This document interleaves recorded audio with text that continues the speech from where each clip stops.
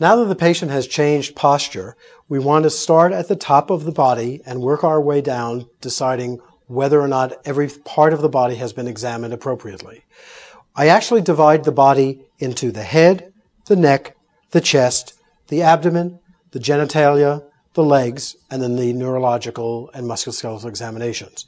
So let's start at the top, and have we forgotten to do any part of the examination of the head? And we actually have completed all of it. As we move down to the examination of the neck, there are two very important parts of the exam which we have not yet done. One is evaluation of the carotid.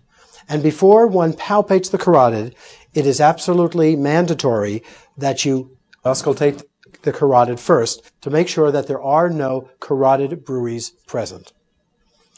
One just takes the diaphragm of the stethoscope and places it over the carotid and evaluates whether or not bruits are present. If no bruits are present, you can then palpate the carotid. The carotid artery is best palpated by placing your hand on the trachea and sliding it between the trachea and the sternocleidomastoid, as I'm demonstrating now, and going straight back in this position, making sure that you palpate only one carotid at a time. After you've done that, you can palpate the other carotid as I'm demonstrating now.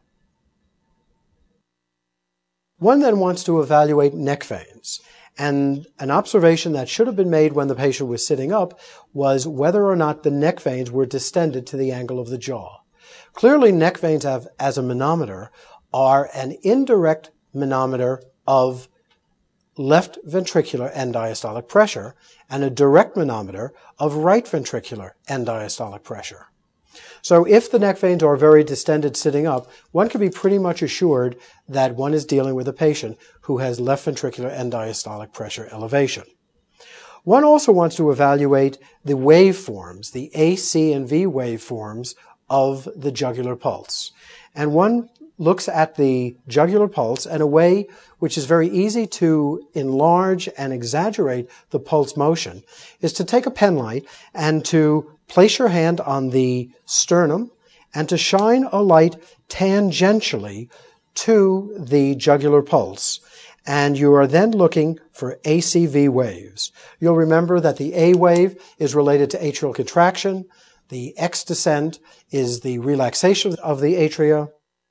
The C wave is closure of the tricuspid valve. The X prime descent, which is descent to the base of the heart. And the V wave is atrial filling, which culminates with the Y descent, which is when the tricuspid valve opens.